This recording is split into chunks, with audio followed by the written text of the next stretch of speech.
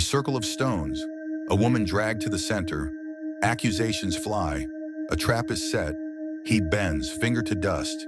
He writes, no thunder, no speech, just silence and a line. What did he write? Why did the noise die? Why did all those hands let go? Stay with this moment. We'll walk the dust. We'll listen to the silence, and we'll test the strongest clues until the stones fall at our feet. Jerusalem wakes early. The temple courts breathe with footsteps and whispers. Pigeons flutter from the colonnade. Vendors set out baskets and jars.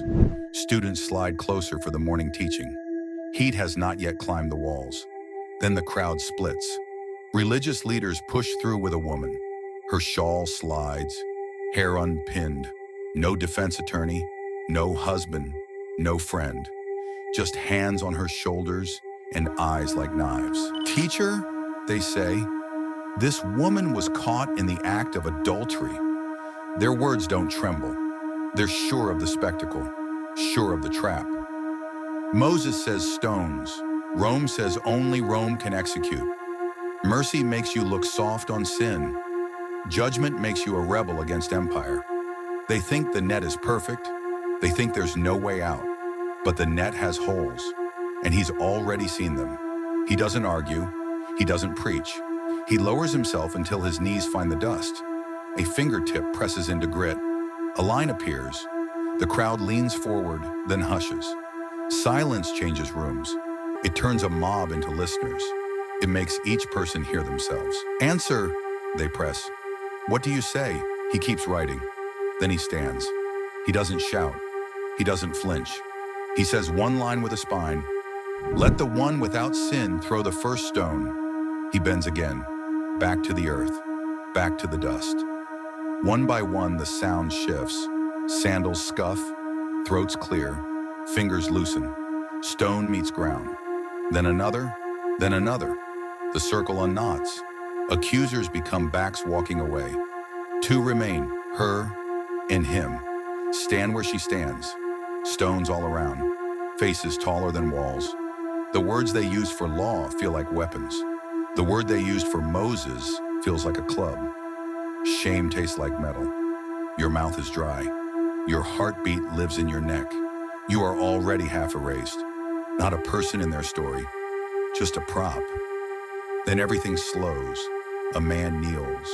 A finger writes. And the world somehow waits.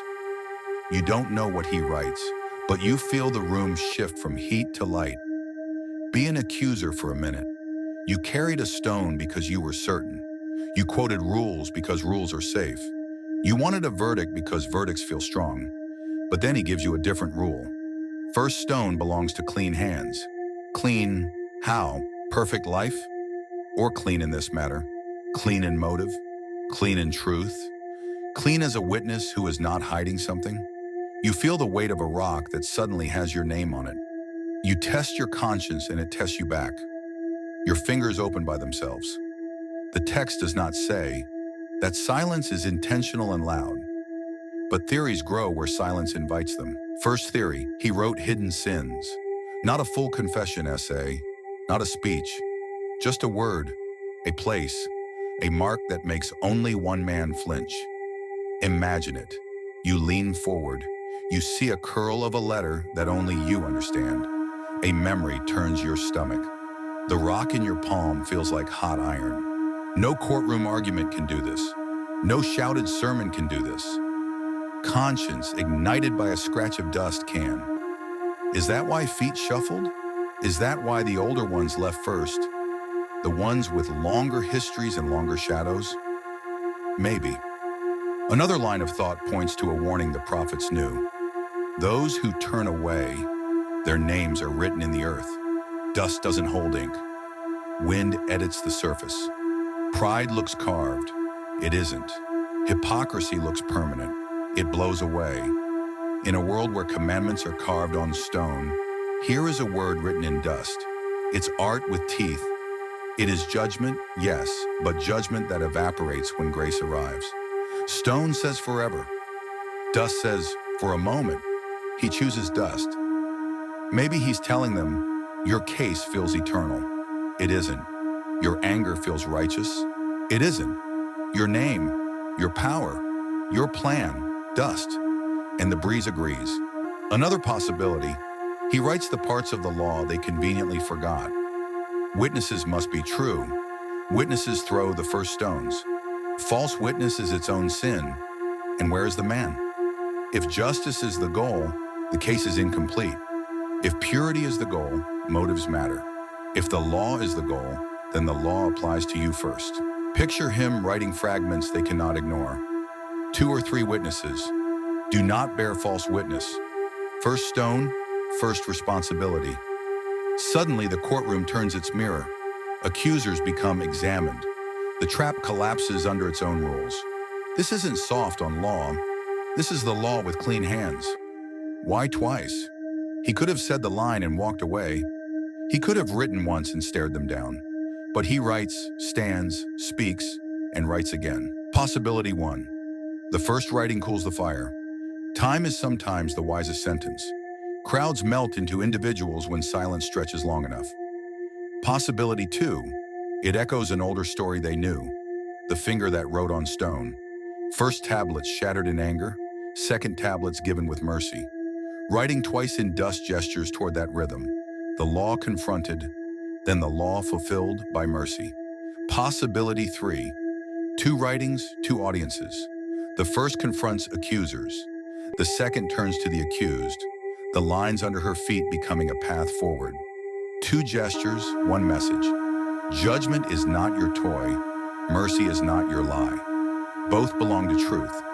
There is a hole in the story big enough to walk through. If she was caught in the act, then a man exists. Where is he? Convenience tilted the scales. Power picked the weaker target. Shame was weaponized to trap a teacher, not to heal a wound. And now the question is not what did she do? The question is, what are you doing with justice? Are you guarding it or gaming it? Are you protecting people or parading them? When he says, the one without sin, he is not asking for perfect biographies. He is asking, are your hands clean in this case? Are your motives clean in this moment? Are you willing to stand under the same light you shine on her? Answer honestly and your fingers open. Hold a stone. Really hold it. Feel the chill in your palm. It promises control. It promises closure. It promises the short satisfaction of a solved problem. But stones don't heal. They stop a life. They do not start a new one. When he says, throw if you're clean, he lets the stone weigh what it truly weighs. Not just a rock, a verdict, a name. Throw it, and you throw yourself into the same judgment. That's why the older leave first. They know the gravity of sentences. They know how a single act can echo through years. Wisdom has taught them to name their own dust. The courtyard breathes differently now. Noise left with the crowd. Dust carries the last footstep away. He stands and looks at her. Not the spectacle, not the headline, but her. Where are they? He asks. She turns, disbelieving her own eyes. No one, she says. No one, Lord. Neither do I condemn you, he answers. Go and leave this. This is not denial. It does not pretend there is no wound. It looks at the wound and closes the circle of harm. Not with stones, with a door. Mercy does not call wrong right. Mercy calls wrong by its name, and then refuses to build a monument to it. She is not a prop anymore. She is a person with a future. Think about where we write things. We carve important words in stone. We scribble forgettable things in sand. He flips it. Commandments once carved in stone live in the heart. Accusations that feel carved in stone get written in dust. Because sin, shame, and public fury are not meant to be permanent monuments. They are meant to be confronted, named, and, when truth has done its work, blown away. The wind is very good at its job. It takes what should not last and does not let it last. Why doesn't the text record the exact words in the dust? Maybe because the message is not the letters. The message is the act. Lower yourself. Touch the place everyone walks on. Let silence pull the poison out of the air. Let time put a mirror in every hand. Then speak one sentence that makes everyone honest, including yourself. Words written in dust don't survive long, but people do when mercy writes a new line. We live on cliffs of outrage. We scroll for scandal and sharpen our comments. We collect stones with our thumbs. This scene interrupts that habit. It asks, are you a witness with clean hands? Are you here for justice or for theater? It also asks the other side, will you name the wound? Will you step out of what is killing you? Will you let a future exist beyond a headline? Justice without mercy crushes people. Mercy without justice abandons them. This moment builds a bridge across that canyon. No one knows the letters in the dust. That might be the genius, because every generation gets a chance to ask, what would he write for me? What would he write for us? What needs to be written just long enough to be seen, and then erased by a mercy stronger than wind? The stones are still on the ground. The dust still moves. The line is still there if you need it. Now you, what do you think he wrote? Drop your theory below. If a specific moment made your fingers open, tell me which line did it. And if you want more slow, careful dives into the margins of famous stories, tap subscribe and bring a friend to the circle next time. Until then, hold your stones lightly. The wind is coming,